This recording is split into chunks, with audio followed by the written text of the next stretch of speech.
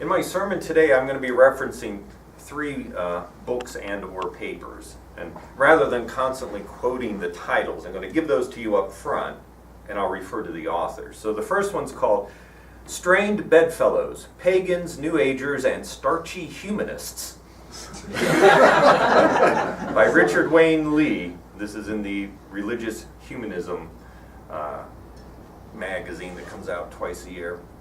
The second one is a small book called Regaining the Balance, The Evolution of the UUA, which is the Unitarian Universalist Association. This is by Michael Werner. And the last one is a good history book of Unitarian Universalism called The Premise and the Promise by Warren Ross. So this will be the final sermon in my chronological history of Unitarians and Universalists, and today, Unitarian Universalism, as we finally hit the point where we consolidate. And interestingly, the two did not merge legally. They consolidated. And I'm not even going to bore you with all the legal reasons for this, but never do they really call it a merger, even though for practical purposes it's what it was. If you merge, I guess there's legal things or people who still say, we're just Unitarians or we're just Universalists, can fight for property and money and stuff. So somehow if you consolidate, that's not an issue. But if I say merger, you know what I mean, and it really doesn't matter. They came together and formed one group. Prior to, during, and after this whole process of the merger, humanism was a major force in both Unitarianism and Universalism. And if you don't remember the history, I'll give it to you in 1 minute. Way back before we were an independent country, you had Unitarians and Universalists. And keep in mind that both were Christian groups. And I have been told that if you go into many Unitarian Universalist congregations and say, did you know that historically we were founded by Christians? People go, what? Now you don't do that because you've heard my other sermons.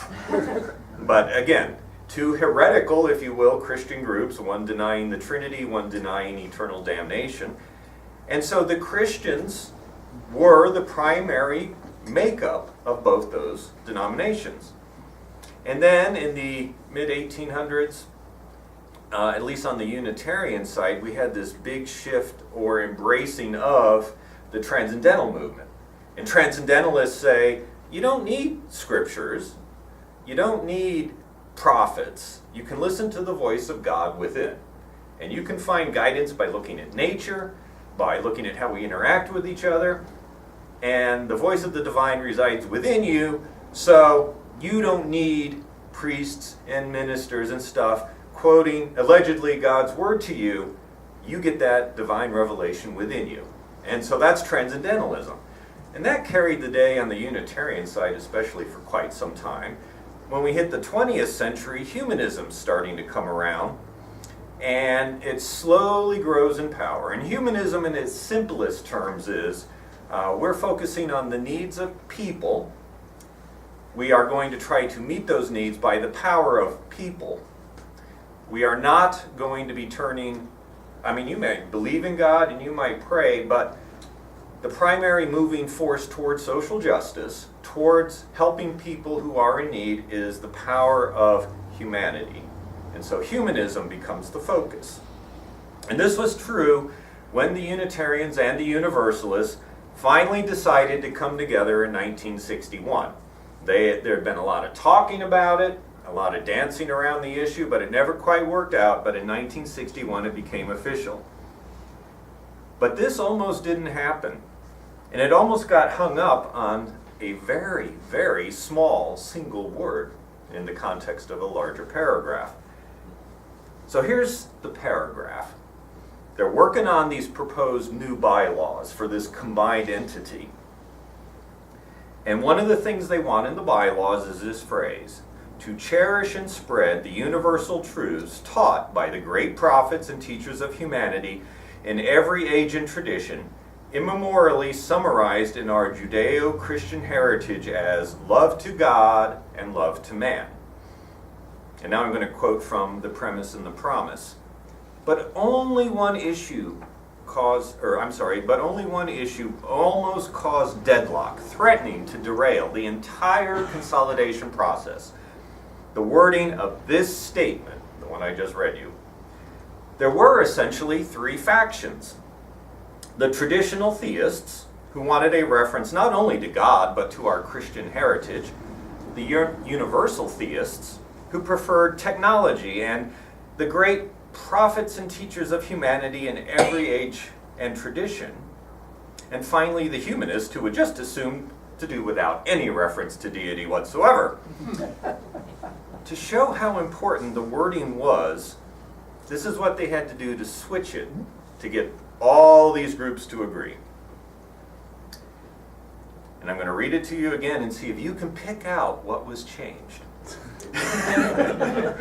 To cherish and spread the universal truths taught by the great prophets and teachers of humanity in every age and tradition, immemorially summarized in the Judeo-Christian heritage as love to God and love to man. Did you catch what changed? What? It just subtle, it just references it. It doesn't actually say it's a statement, as I see it. No, there was a change from the first one I read to the Right. second one I read, and there was a change. Did anyone get it? Immemorially? Nope. They changed. This is where you're gonna laugh, or maybe you won't. The change was from our Judeo-Christian heritage to the Judeo-Christian heritage. Yeah. Because there were plenty of people who are saying, it's not my Judeo-Christian heritage. I acknowledge there is such a thing, but the humanists are going, well, it might be yours, but it's not mine. And that almost derailed the whole process. And that word saved the day, that single switch. We don't have wording like this in our bylaws today. We have something else where we acknowledge different sources. And the closest thing we have today in our bylaws is we acknowledge the living tradition which we share draws from many sources, and then one of those, they list a bunch. One of them is Jewish and Christian teachings which call us to respond to God's love by loving our neighbors as ourselves. Richard Wayne Lee writes about the humanists. The humanist movement of the 1920s and 30s surged into Unitarianism and Universalism. Congregations now accepted into fellowship even atheists opposed to all forms of supernaturalism and impediments to human progress. Unitarian ministers and theological students founded the organization that was to become the American Humanist Association. And listen to this. In 1933, the Humanist Manifesto, the first one, was written and signed, and of 34 people who signed it, 14 were Unitarian ministers. Almost half of the creators of the Humanist Manifesto were Unitarian ministers. So that shows you how influential humanism was at that time. He continues, as humanist influence grew, a new controversy divided members, the humanist-theist debate over whether God is necessary to religion at all. And by the early 1950s, it was clear that the humanists had won. Although the concept of God still served as an inspiration to some, the bulk of Universalists and Unitarians had become the most basic of humanists. They believed, like Confucius, that although there may be a divine power in the universe, if man's problems are to be solved, he must solve them himself. Humanism carried Unitarianism and Universalism beyond Christianity to the cult of the individual. In 1965, Robert Tapp and the Committee for Appraisal report, these are book-sized reports that are written every 4 years in Unitarian Universalism, they wrote one called A Free Church in a Changing World. This was the first one after the consolidation. They urged the UUA, the association, to promote humanism and science as the foundation for liberal religion. The current UUA president at the time, Dana Greeley, rejected this. So there was actually a very serious report written over many, many months that said we should be a religion based and enforced by humanism and science. That was, however, rejected. And to show you how things have changed over time, here are some survey results to to see the rise and fall of humanism within our movement. In 1967, 53% of people in congregations identified as being humanists. 44 defined God as a natural process as opposed to an entity. And 30% deemed God either irrelevant or harmful. But 20 years later, another survey shows that 55% claimed a humanist and existential identity. So it went up just a little bit. That's a 2% increase. 49% define God as a natural process. That's up 5%. But, and here's where the switch starts to come, now only 20% judge the concept of God to be irrelevant or harmful. This is a 10% drop. So people are becoming more open to the concept of God. With that, let's see, I'm going to skip that part. In 1989, Michael Werner writes, 73% of UUs identified as either humanist or atheist. But in 1992, it dropped. And it was estimated to be 49%, and by 1997 it was 46%. So, again, in 1989 it was 73%, and then by 92, only 3 years later, it had dropped to 49%, and 2% more over the next 2 years. Today, it is estimated to be below 40%. So this is somewhat analogous to the fact that we were founded by Christians, and then they became a minority. The humanists pretty much put together the Unitarian Universalist Association, and at their height, they were up at 73%, and now they're down below 40%. So you see this almost cycle going along where a group dominates, then it loses power to be replaced by another group, which dominates and then loses power. So why did the UUA start moving from predominantly humanist views to one that was focused both on progressive traditional religious teachings, or you could say liberal religious teachings, as well as a bunch of newer ideas, Asian religions, New Age movement, all these things, mysticism? There's undoubtedly many reasons, but Michael Werner notes something.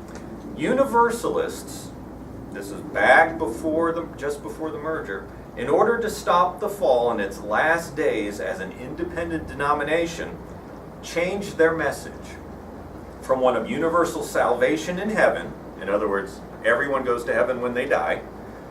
They changed this to a message embracing all theologies universally and uncritically, radical toleration, and universal religion. So universalism, as defined, went from universal salvation to universal acceptance of all religions, uncritically. So there's the seeds of all these other things starting to come in. That's the first official statement that acknowledges we're going to start welcoming all these different religions. He also points out in the 1970s, many were starting to become very critical of the over-rationalization in the Unitarian Universalist Association, and they blamed humanism specifically. An example would be talkbacks. Now this never happens here, but this is why many ministers have said, we don't have them, thank goodness we don't, and this is why.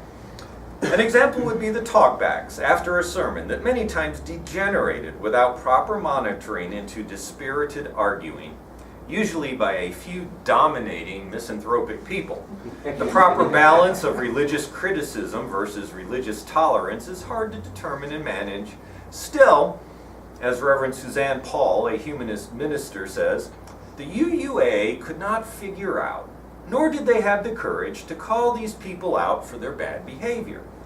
So they have taken what I see as the coward's way out. They've created a denomination that no longer appeals to humanists, but in doing so, they gave humanism away. Warren Ross writes, the turning point in the religious emphasis in the denomination came about gradually, unobtrusively, but if a single date can be assigned, it was William Schultz's, or Bill Schultz as many people know him, and one of the former presidents of the UUA. He gave a sermon at the 1986 General Assembly. He used language that none of his predecessors would ever have chosen. Reason is still a cherished standard in our religious repertoire, he declared, but reason is coming to be supplanted by our immediate apprehension of the holy and by our conviction that the holy is embodied in the abundance of a scarred creation. So he's using the word holy, which up to this point hadn't been used in major speeches, and he's using the word creation. In 1990, Forrest Church gave a speech to the General Assembly, and he was a pretty big name in the UU movement.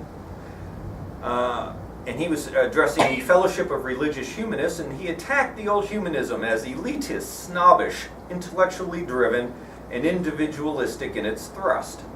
This stereotype of humanists would continue. While more and more varied New Age and Eastern religious movements were welcomed into the UUA with open arms, the humanists were feeling a bit put out.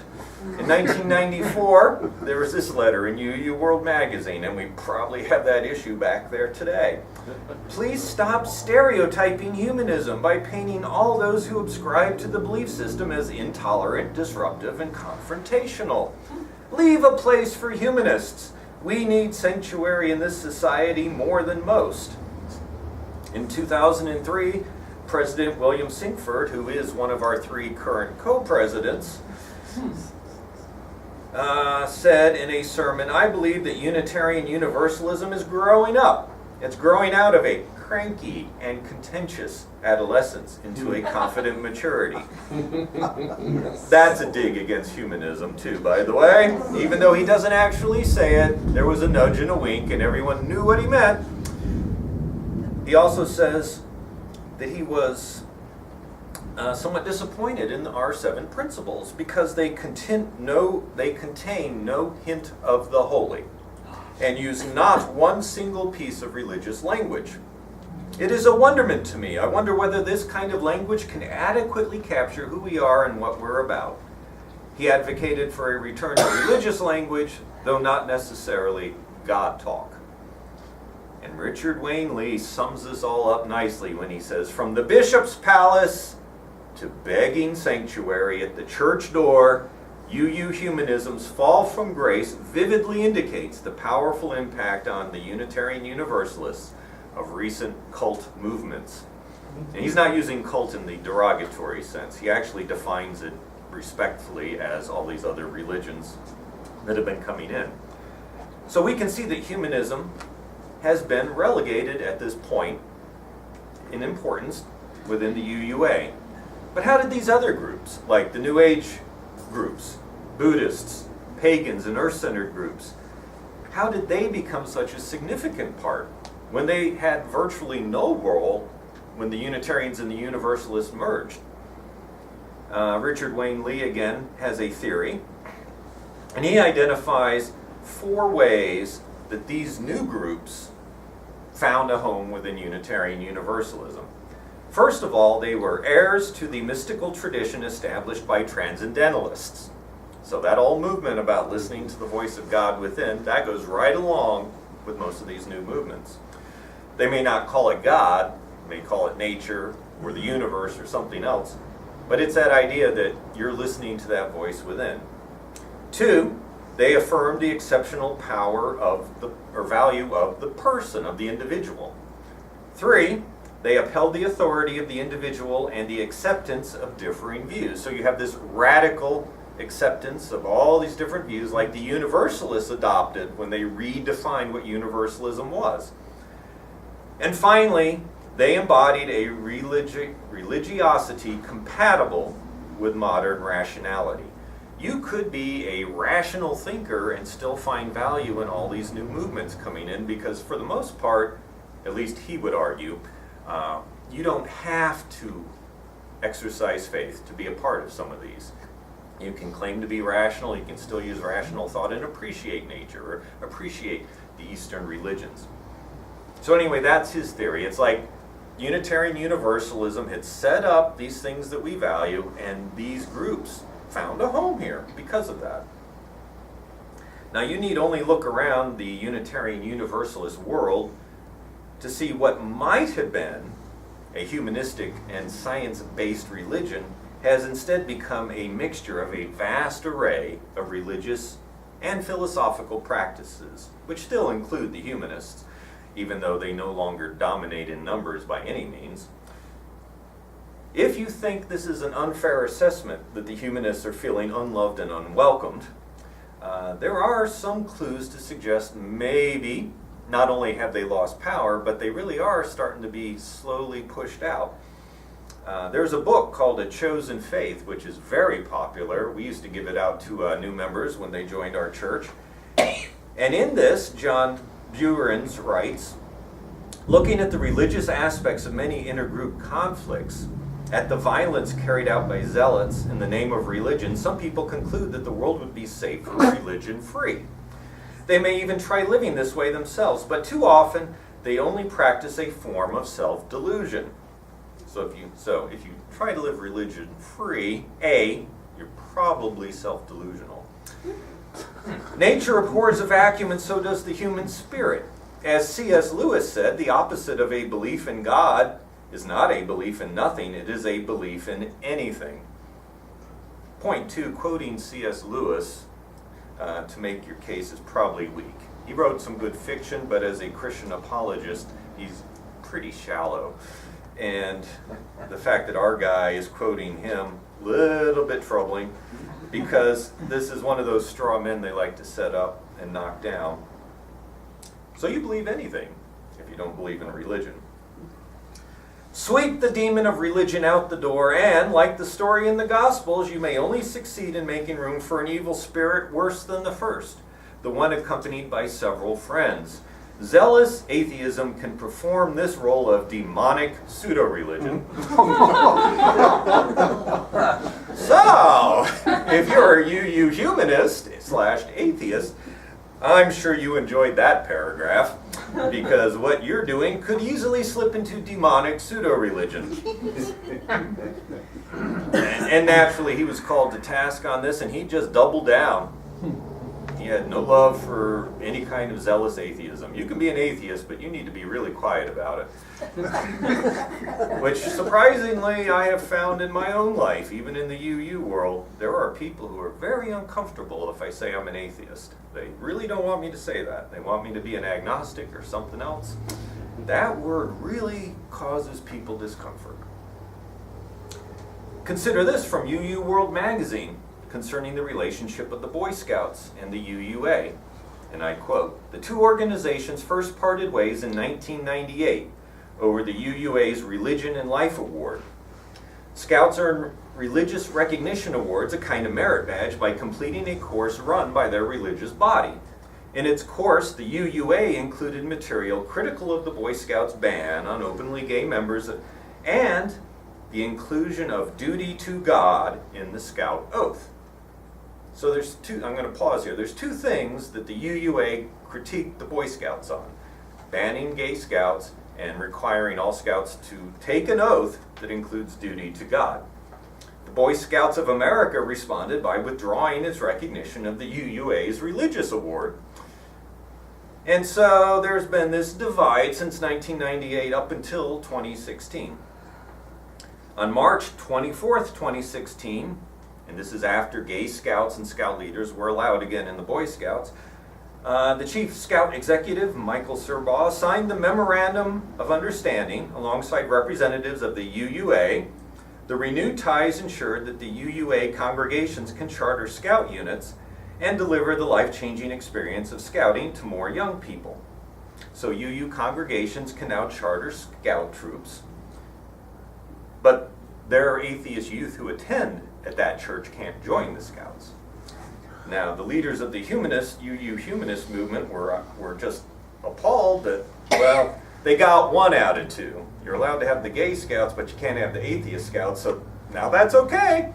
And we'll have all these Boy Scout organizations in our churches when some of our members can't join and some of our members can't be scout leaders. Why is it okay to exclude the atheists and the humanists who don't want to take an oath to God? That has never been answered adequately. One final story from Michael Werner. Curiously, there is no talk or action on social justice for non-believers. In fact, and by the way, if you don't think non-believers are in trouble around this world, do a little Google search on bloggers who've been murdered because they said something blasphemous in a particularly Islamic country or non-Islamic country, but still murdered because they said something against Islam. In fact, at the 2011 General Assembly, I asked the director of Standing on the Side of Love campaign why they did not stand up for the discrimination against non-theists. He told me, we don't see any real discrimination there compared to the LGBT area. I was quite shocked, as the polls indicate atheists are the most hated and discriminated minority in the U.S. According to the University of Minnesota study, 49.6% of the people oppose atheists, while only 22.6% oppose homosexuals. If you remind me, I've got another story I can share, but I'll do that in talkback. So Unitarian Universalism faces challenges in the future. And again, I want to reiterate, things go in cycles. Groups have power and lose power. This is normal. Christians formed what we are today. Even though they held heretical views, they identified as Christians. And if you could go and pluck back those early church fathers and bring them here today, people like John Murray, Hosea Ballou, William Ellery Channing, they would be shocked and appalled at what we are today. They were Christians. And they would have had no room for all the things we have today, all the different religious perspectives that aren't Christian. That we have atheists and pagans and Buddhists and Hindus and anything else. And what have you guys done? This isn't what we wanted to establish. We were a Christian organization. We have evolved dramatically in over 200 years. The Christians were the primary driving force, and then they dwindled as the Ralph Waldo Emerson and the Transcendentalists started to preach their message.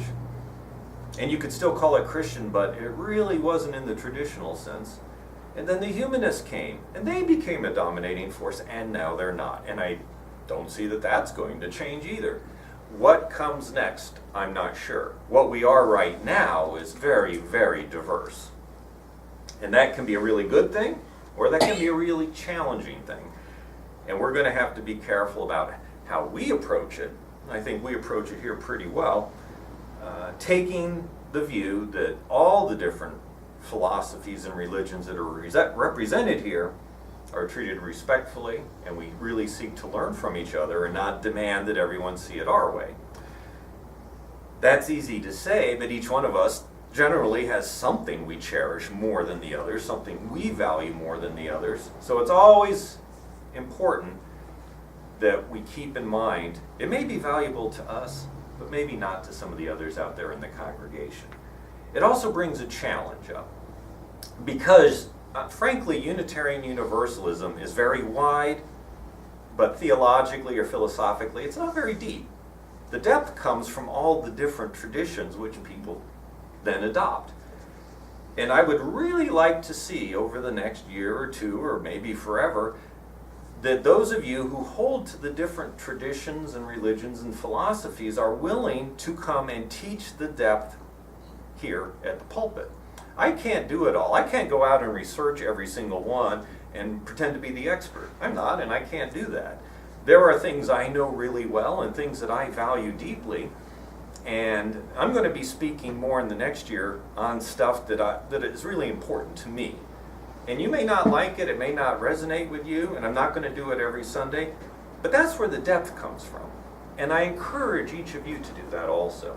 And don't worry about whether it resonates with the others in the audience, or whether it resonates with me. That doesn't matter. What matters is you're teaching what you value deeply, and from that depth, not shallowness, but depth, we might all learn things, and we might better ourselves. So that's why Unitarian Universalism is valuable, because we have this setting. I say this over and over, you're probably sick of me saying it, but the value is in the diversity and the willingness to listen to others who don't see things the way you do. And even if it's something you're allergic to, something you came out of that you don't like for various reasons, remember, the people here aren't threatening you. You know, I came out of Christianity, it's not important to me anymore, but the people here who are Christians are not threatening me with the sort of hellfire and damnation that I escaped from.